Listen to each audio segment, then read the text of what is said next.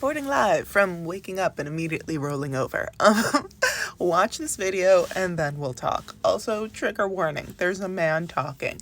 He'll start talking, especially if you're a single mom, you will be mad. Then a lady speaks and you will be justified. And then I'm going to speak more off of what this lady says and you will be more justified. Okay, now watch. So can someone please tell me, when does being a stay-at-home mom become hard? So I'll stay at home and I'll take care of my daughter. And while I'm taking care of my 1-year-old daughter, I can give her 3 meals a day, change her on time, get her into her naps, playtime, arts and crafts time, and still make sure the entire place is clean. When men talk about caring for their children in the home, they only seem to think of it in terms of things that they can see, things that are visible, things that are physical, things like physically cleaning, physically changing diapers, physically doing arts and crafts. Rarely ever are men thinking about the invisible, the mental, the emotional, the relational things that go into all of this care. Who do you think remembered to buy the diapers? Who do you think remembered to buy the wipes? Who do you think bought the stuff for the arts and crafts? Who do you think did the research on the best nap times and the nap prep and how we put baby down for nap? Who do you think bought the groceries that he's making her meals with? So very often men minimize mom's job as a stay-at-home mom to the physical and visible things that they see and do. And if you ask any mother, it is not those things that are the hardest. It is not the cooking, it is not the cleaning, it is not the changing of the baby's diapers, it is not putting baby down for nap time. It is the invisible work of it all. It's knowing when you're out of diapers. It's knowing that certain diapers hold better overnight versus throughout the day. It's knowing how often and when to replace those diapers. It's considering the things that are used for the arts and crafts, knowing that, hey, we can't have any small objects. What's something that's developmentally normal that baby can do right now? Over and over and over, women will consistently tell you, mothers will tell you that the heaviest labor is the invisible and the mental labor. And that is the thing that men do not see, therefore they do not value. Ask a man what he thinks a stay-at-home mom does all day and he will tell you she might cook, she might clean, and she watches TV with the baby. Because those are all things that can visibly be seen. And I've said it once and I'll say it again. It's easy for stay-at-home dads because they still have a mom doing the invisible labor, the mental labor, the relational labor, the emotional labor. Everything that lady says is true. And I think that there is a huge portion of the labor that goes into being a mom, especially a stay-at-home mom. Like this pretty much becomes the duty of all moms, but if you are a stay-at-home mom, the emotional responsibility of making sure that your child becomes a functional member of society, of making sure that your child's emotional and psychological needs are met is overwhelming. To me, a joyfully child-free person. Hi, for those of you who are new here, my name is Shayna. I am a journalist, and on this platform I talk a lot about decentering men, child-free living, and the socio-political implications of both of these lifestyles, which should not be so incredibly divisive. Not divisive. Divisive? Maybe. But they are, because the world is ruled by patriarchal men, and this is very, very scary times. So if any of that sounds interesting, please like, share, subscribe. And if you're interested in moving abroad or getting more information about the nuances and realities of moving abroad as a marginalized person, please head over to Black Babes Abroad. We are sending out as many resources as we can as quickly as possible because things are quite dire for a lot of people. Links for that will be in the description, as well as the link for the lady who started this conversation. So now, story time. I'm going to share a pretty high-level story about my little nugget cousin, my little man, my little buddy. So when he was born, I was about 16 years old. He just turned 18, and it's a lot for me. So, my grandma and I basically co-raised my little guy, and he is a Scorpio, and that all babies have very deep feelings. They feel very deeply, feel very immediately. And I will say that I saw the depth of his Scorpio feelings very early. So what Grandma and I decided, basically right after he got out of the hospital, was that I would take over as the person that made sure that his emotional, psychological, everything was good to go. Grandma's from old world Jamaica.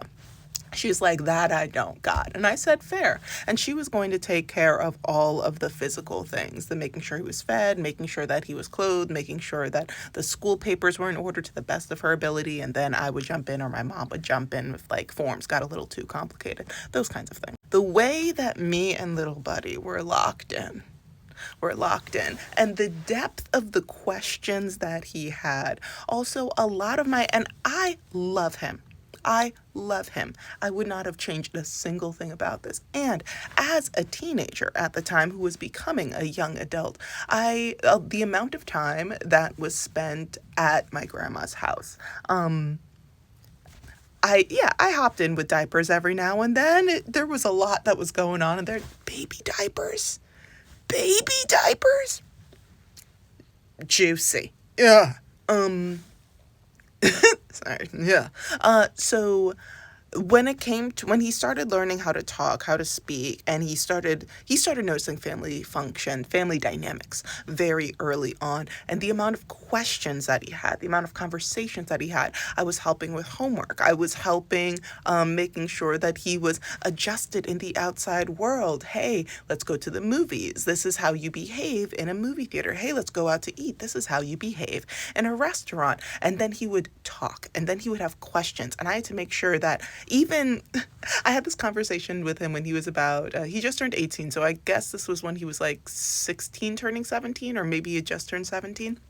I told him that throughout his life, I had shared with him pieces of information, things that I thought that were important for him to know in a way that was appropriate for the age that he entered in. And he was like, come on, Shayna, like, I'm basically a man. Like, what do you mean there are things that... And I was like, okay, so because you are becoming a young man, this is something that I would like to share with you. And then his eyes got really wet. He was like, wait a minute.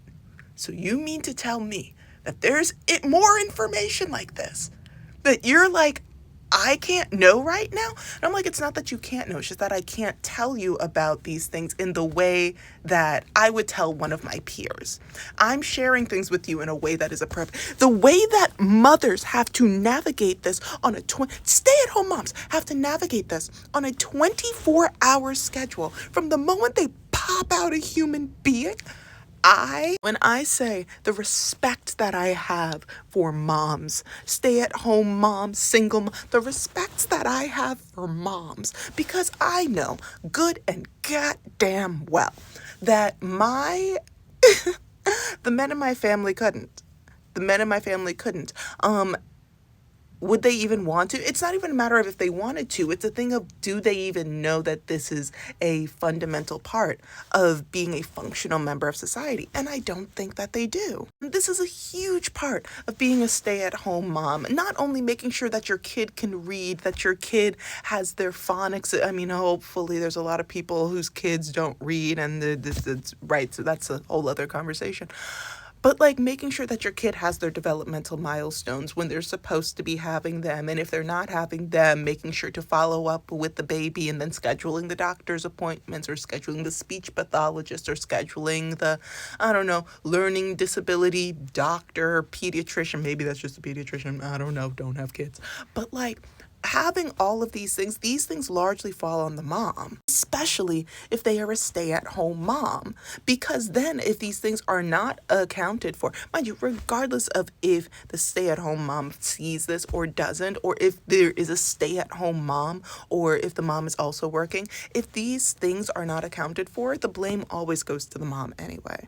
But like the things that dad and most dads talk about when it comes to, oh yeah, like being a stay-at-home mom is just, being a stay-at-home parent is so easy, and like when your child has a tantrum, when your child has big feelings, it's not a matter of letting them sit it out and cry it out and then you don't discuss it anymore. It's not a matter of you locking them in a room. Even if your kid isn't having a tantrum and they're just crying and you're over it, it's not a matter of like locking them in a room or simply, okay, maybe you hold them for a little bit, but then you don't talk about it. No, you're supposed to help them process their big feelings because they just got here and they don't know what's happening to them. They just know that they're overwhelmed. Now, I can't say all moms do this, but in my experience, a lot of moms who have been dreaming of motherhood, who have been the ones reading the parenting books, who are the ones that have been watching the mommy videos and documentaries and all of that.